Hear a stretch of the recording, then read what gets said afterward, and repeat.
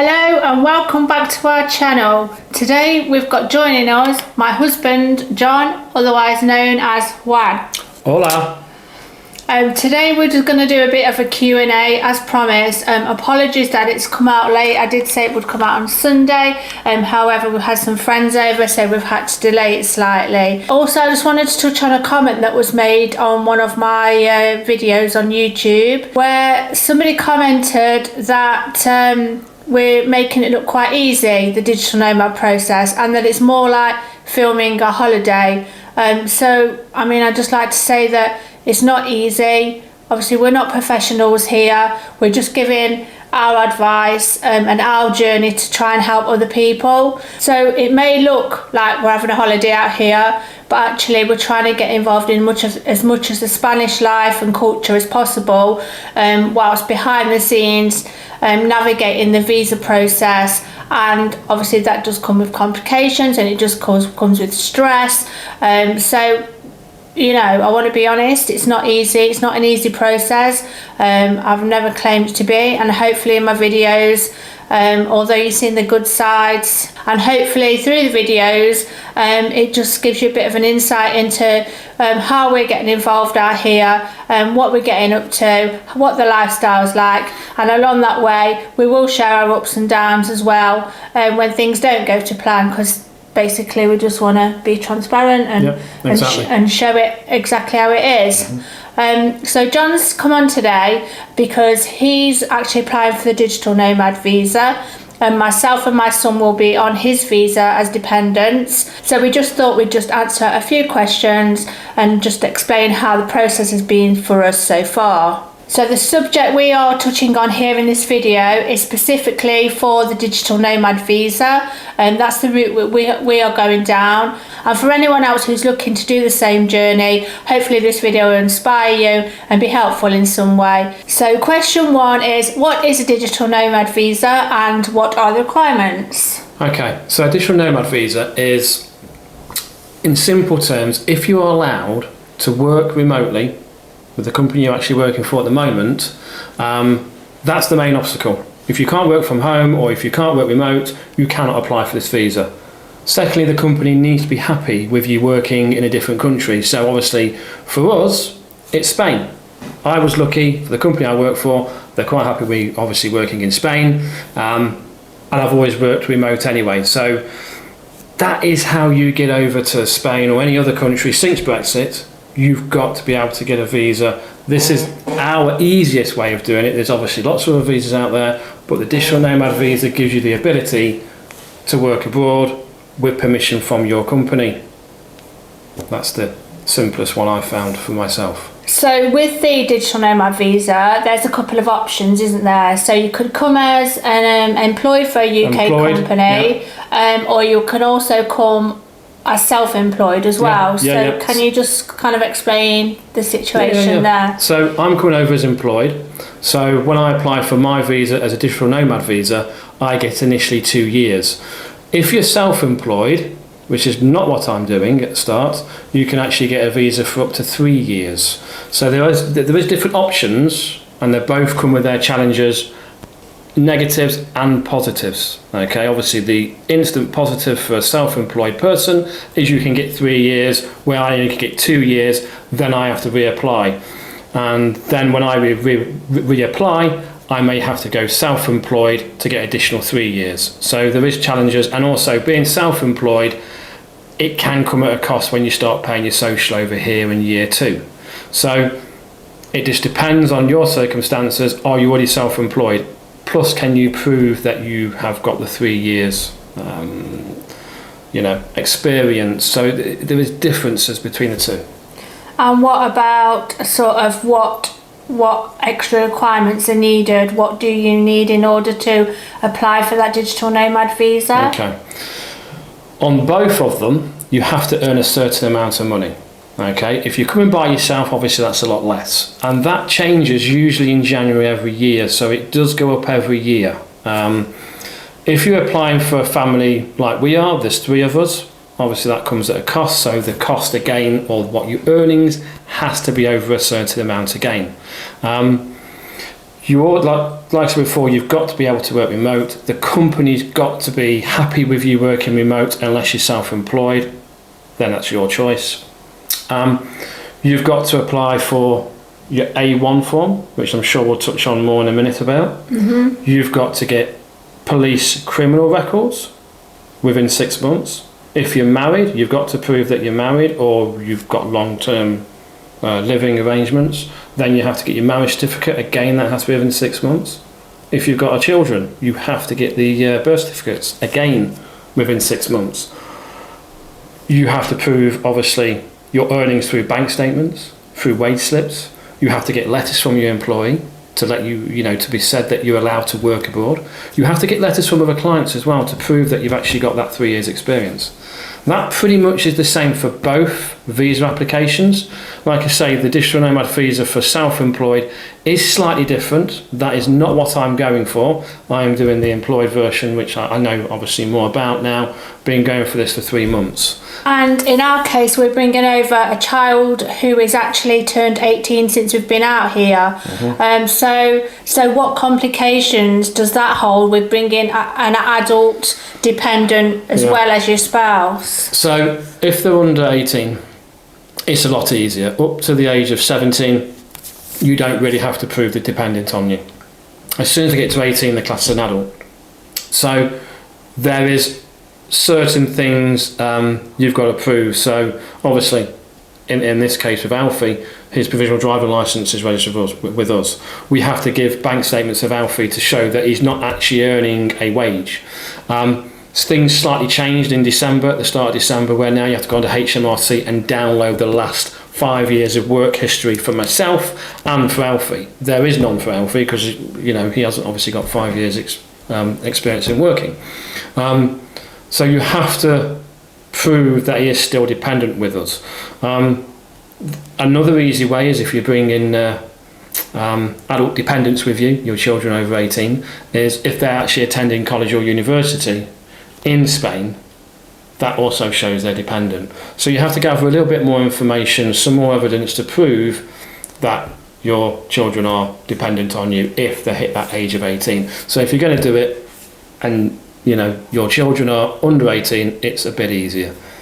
And I think just to touch on that a little bit is when the application goes in for the visa, they're going to want to see Alfie's bank statements. Yes. So I think we've been told by the person that is handling our case is to show transactions, just like travel transactions, and maybe some food transactions, spending money, that kind of thing. So it shows that they are actually still dependent on you, and you are transferring them money for this, things along the way. So just to go through then the documents that are needed for the digital nomad visa, our situation right now is we are waiting for that A1 form to come in.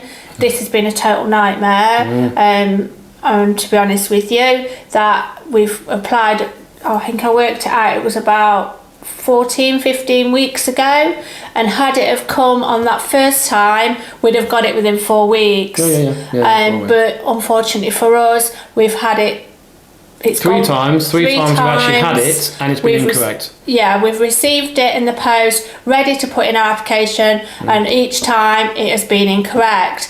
The last phone call that was made to HMRC, they said the whole application in the first place was wrong. Go figure. We did everything we should have done. We've received A1 forms, we received them, but they had wrong date of birth on there. Apparently I was 6 months old. They gave us an A1 form for 1 day, redone it, and the good news is it's been completed this week. So we're expecting it to be here for Friday. Fingers crossed. And then it's correct this time. And that's the last one. So regarding forms, the first thing you need to apply for, in my experience, is the A1 form.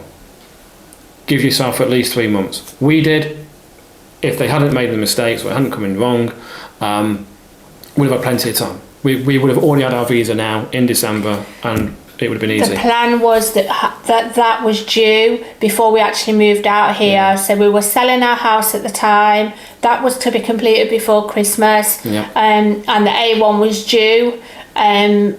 2 weeks before we left. Yeah, and it did come. Ready for us to put in as soon as we arrived in Spain. Yeah, it did come, but it was wrong. It did come and it was wrong. And then it came again when I was in Spain, it was wrong. And now it's coming again, and hopefully this time it'll be right. So that's the first thing, is the big one, is apply for your A1 form. You can apply for it way ahead of time. You can put the dates when you're planning to come in Spain. That's easy. But be warned, if there's mistakes happen, if anything goes wrong with the A1 form, it can cause a little bit of stress. That's the hardest one. That's the hardest form. I mean, it shouldn't be the hardest form, but it is the hardest form for us. Now, I'm not saying that's going to be for everybody. No. I'm sure the people who have applied for the A1 form, it's came in 4 or 5 weeks or 6 weeks, and it's been absolutely fine. For some people, it's been straightforward. Yeah, we've just been unlucky. We have had a bad run with it, which is why when people say it looks like we're having a holiday, no, we're not. It does not feel like a holiday. It only looks like a holiday because we came in Christmas time when we landed, and you're going to celebrate the Christmas with. It's very stressful right now. It has been, but that's not to say that's going to be the same for everyone, but we just want to be honest and share how our journey's been so far. So what other, apart from the A1, do you want to touch on the S1 form? Yeah, you can apply for the S1 form as well. So when you apply for the A1 form and it's successful, you can generally, you will generally get the S1 form for yourself as well. Now the S1 form is basically to cover your healthcare in Spain for them 2 years, okay? You then have to go back on HMRC, and they've changed it again, where you have to know which buttons to click. And I can't go through that on the camera at the moment. There's a lot to click, and you have to pick the right things. It's not very clear how to do it to get it for your dependents. You have to also put a Spanish dresser down. So we were lucky; we have friends that live here, so we can put that down as where we're staying. So there's no problem there, and a lot of people do. If they come, you don't have to pay private medical care. If they don't come, you're going to have to pay private medical care. Maybe not for yourself if yours comes, but certainly for the 2 dependents, or if none of them come, for all of you. And I'm sure, I think we're going to touch on costs anyway at some point, how to do this and what money you need to put aside. In my experience again. So the S1 forms, apply for them at the same time as the A1 forms. They can take as long, if not slightly longer. Just to reiterate on that, that is if you're applying as an employee, not as self-employed. That is if you are working for an employer who's going to allow you to work out here in Spain. So you pay your taxes in Spain, but you pay your national insurance still in the UK. You can't get that if you're self-employed. Unfortunately, you pay your social over here, which is discounted for the first year, but then it can be quite high in the second and third year. So that's something to be mindful of. Social security over here, when you start paying it over here, is actually quite high. So if you don't get that S1 form, because not everybody is getting it, again, it's like a bit hit and miss. I just wanted to say that we've actually priced up some private healthcare out here in Spain, and for 3 of us, that's 3 adults. It's working out at about just £2,000. over £2,000. And that includes dental care, that includes all your private health care, it includes, there's a separate bit on there if you were to be involved in a road accident. Yeah, but that's £2,000 per year, and you have to pay that £2,000 up front. Even though it's a 12-month contract. Yeah, you have to pay up front for the first year. Yeah, and then once you've done your first year, you can then, if you have to continue with that, you can do monthly direct debits. Yeah, you can. Yeah. But for the first year, you have to pay up front. So that's something to be mindful of. There could be a £2,000. Depending on how old you are as well, of course. So I guess the older you are or the younger you are, and less. Underlying medical conditions. Yeah, if you've got any, So you've got to be careful of that. So it's probably worth pricing that up if it's something. Do you think that you can do it so it kind of gives you a guideline of how much to budget for? Yeah. And obviously your next forms again will be you marriage certificate. That's easy. You pay a little fee. It comes in 14 days usually. It was a doddle. Along with your birth certificates, if any are required, if you're bringing kids with you. Your police criminal record, that has to be done through only one company. But yeah, you can do it. And that usually takes a few weeks. Now, again, do it as soon as you can. But remember, all these documents only last 6 months. So if anything goes wrong, and you're over in Spain, obviously you've only got your 3 months since Brexit, so you've got to be doing it all before that 3 months. But if you have to come out of Spain and come back in again to reapply, but you've used all your days up, and you've got to come out for 3 months, all your documents will be out of date. So be careful how you do it. Make sure you've got everything in place first. Make sure you've got some days left on your holiday visa as such. And I think from our experience, even though we've tried to do it the right way by getting that, it doesn't always go to timelines. It's always like, yes, it's going to be fine, it's due on this date, but it doesn't always go to plan. So just be prepared. Not every journey is an easy one to get the visa. No, not at all. But then again, it's like everything else as well. So also, on top of these official forms, which most of them are fairly easy to get, and bearing in mind you've got to pay for all these forms. So again, there is cost there. Once you've got all these forms, you've got to get them apostolized, certain ones. So all the ones we've spoke about, you've got to get apostolized. So it can't be just a standard apostolization service. It has to be a certain service. Now they can range from about £75 per document up to £100 per document. So there's cost there as well when you actually do that. You've got to get all them done ideally before you leave the UK, even though they do scan everything for you, these companies, and send them to you. Obviously everything is online nowadays when you apply for the visa, but I would generally expect, I would suggest bring the originals with you like we've done, and have them in a folder just in case anybody asks. You also need a letter from the company you work for, actually giving you permission that you can work abroad, stating Spain. There's templates out there. We've got templates that are right. You also need your contract, so you have to be working for that company for a minimum of 3 months prior, and the company you work for has to be generally a limited company, and that has to be set up for a minimum of 1 year. Now the company I work for has been set up for years, so that's not a problem. So make sure if you're working for a new company that's less than 12 months old, you cannot put that visa in. You cannot, it won't pass, because you also have to get a company certificate of good standing for that company as well, which is an HMRC. You jump online, pay your fee, it comes in a few weeks. So there's them documents, and they all have to be apostolized to prove that they're actually real documents. There's also the bank statements. Your bank statements for the last 3 months when you put your visa in, they require them. For your children who are over 18, they do. If they're not, they don't. And also for your spouse, they don't ask. Rachel doesn't have to give any documents whatsoever, bar the joint ones, which is your marriage certificate. So they're not really particularly interested in what your bank says. So you've got to get all that in as well. Passport stamp. So when you're entering into Spain, before you're applying for the visa, make sure that your passport is stamped. Now, since Brexit again, they generally will stamp your passport, but make sure it's stamped. If not, you can go to the local police station to get a letter to say you're in the country, but it's just easier. Because once you've actually in the country, you've got to scan every single page of everybody's passports. That's the front cover, the back cover, and every page in between. So you can imagine, especially if you ain't got a scanner here. Yeah. You can use Google Docs though, that's a great scanner on your phone. So you've got to scan every page. I just wanted to say also, if you're travelling into the EU by car and you're not actually coming in, well, if you're going to France first, you'll get your stamp in France. You won't get one when you come across the border. You might not get one in Spain, but if you've got to make sure once you enter into Spain, go to police in the first 24, 48 hours. Ask them, please, can you stamp it for me? There's no border control, so you'll just go straight from France straight into Spain.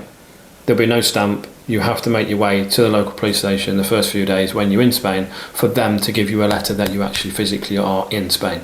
And then that shows, obviously, when you put in your visa application, you are in Spain, that you are here and the date you entered. Yeah, and that's a good point actually, because you can actually apply for this digital nomad visa in the UK. However, you only get 1 year. So it's always best, if you can, be in Spain, you get 2 years. Yeah. So, and that's the proof that you're physically in Spain. There's all these digitalised systems coming out, and I think they even check you. I'm sure they already know you're here, but it's still a little bit old-fashioned over here. There's still a lot of paperwork. So I'm sure when they bring this new border control out at some point, whenever they're going to release it, they're going to know where your movements are anyway. Yeah. So that might change in the next 12 months, but at this moment in time, stamping your passport. on all three. So once you're ready and you've got everything and you're ready to put your visa application in, it should take approximately 20 working days. The maximum is 20 days, and if you hear nothing after 20 days, you can then recontact them. You can request administrative silence, if we can say it.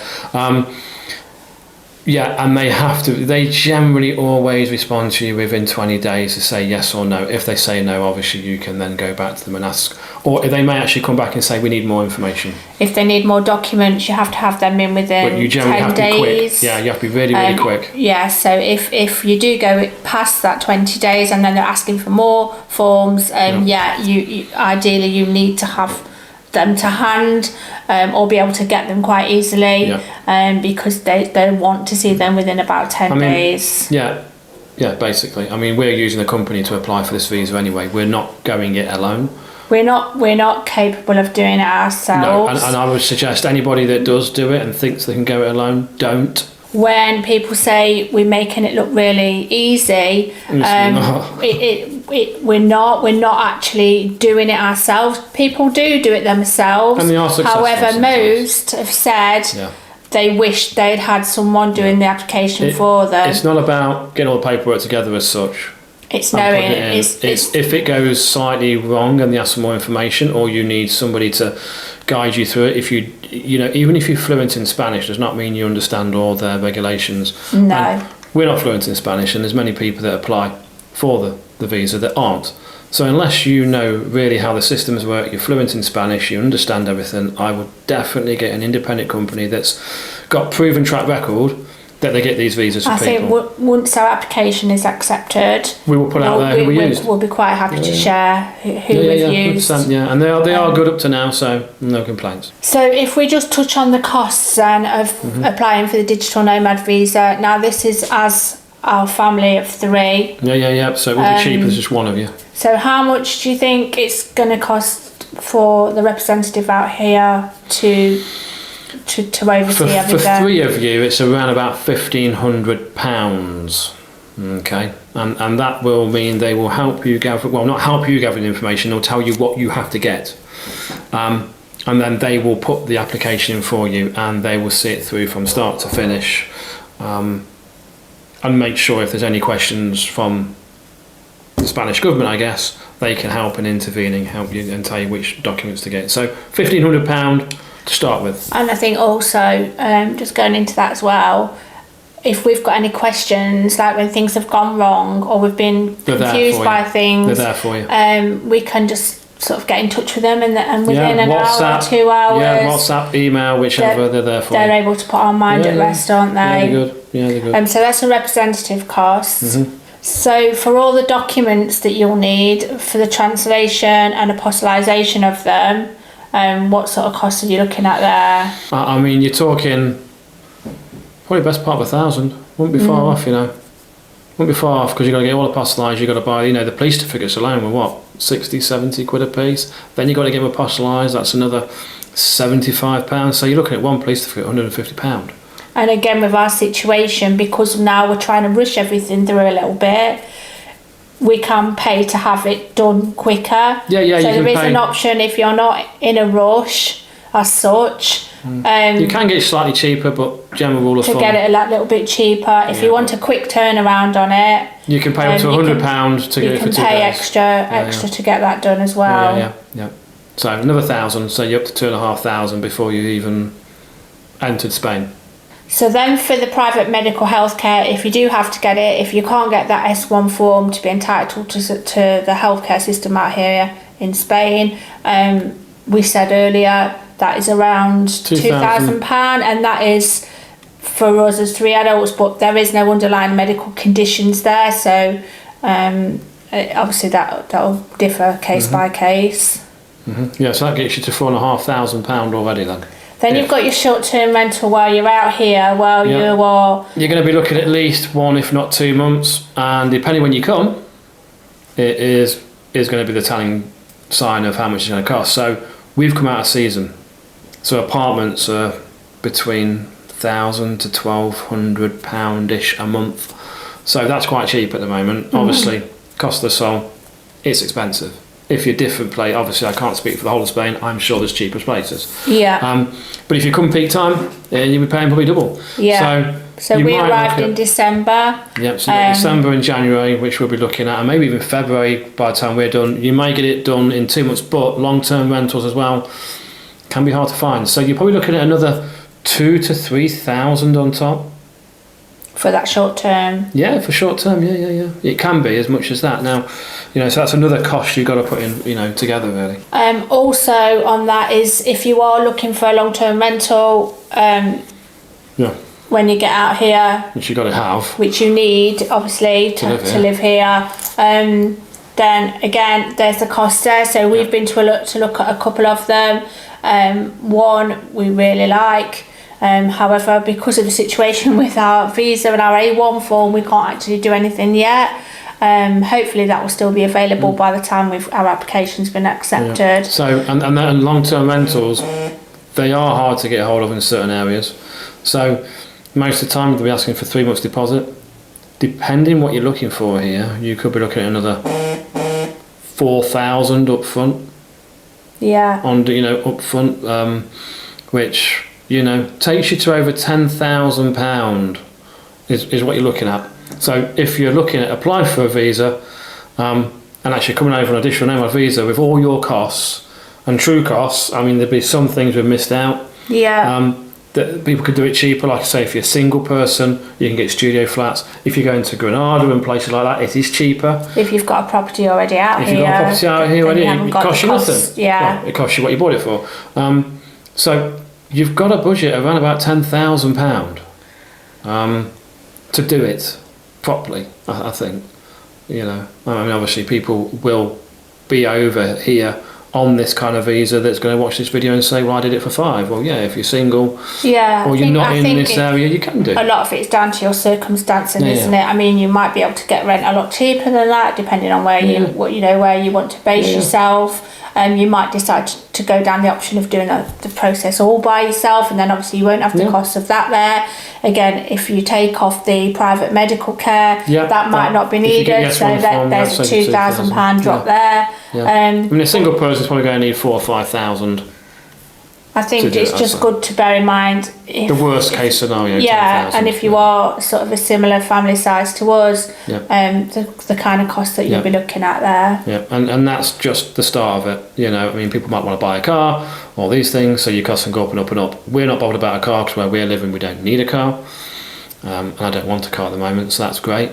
Like I say, it's different for everybody, but if you're a family of 3 and you're going to venture into this, you're going to be looking at £10,000.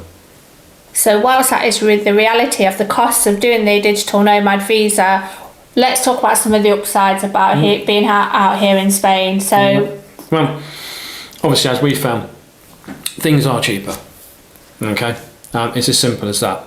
Supermarkets. Although in a video earlier I did say that they were around about the same price, I think now knowing what to buy, what's in season, using more of the local small fruit vegetable shops rather than the supermarkets, I'd definitely say that the cost of food is cheaper out here. It is cheaper. It's not as cheap as it used to be. And also the quality of the food is amazing. Well, nothing seems to go off. We had lettuce for 2 weeks. It didn't go off.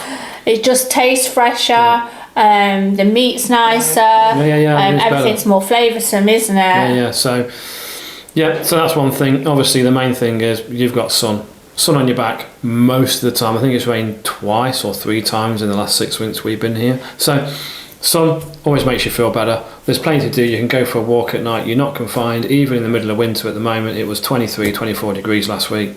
You can go for walks. You can go for a walk on the beach. You don't have to spend a lot of money. That's what I love about it here. Just going out in the morning and going for a coffee. It's £1.20, £1.30. It's nothing. Well, that's in euros, so it's even less than that. So you can find expensive restaurants, and I'm sure you can, just go for a walk along the beach if you're near the beach, or you can just go for a walk and kind of soak up all the culture with all the families being out. Eating out here, it's being cheap. Yeah, I mean, again, you can go to expensive restaurants, which we generally don't bother with. We will generally have tapas, or we just go to a normal cafe restauranty cafe where the locals are is where you're best to go. Yeah. Don't go where the holiday makers are. It's always going to be more money. Don't go to the seafront. You're going to pay more. You still pay less than England. Oh yeah, definitely. Yeah, you still pay a lot less, but you know, so it's going where the locals go. So you save money. You've always got sun out 99% of the time, is what I can tell. Things are cheaper. Utility bills are a lot cheaper here as well.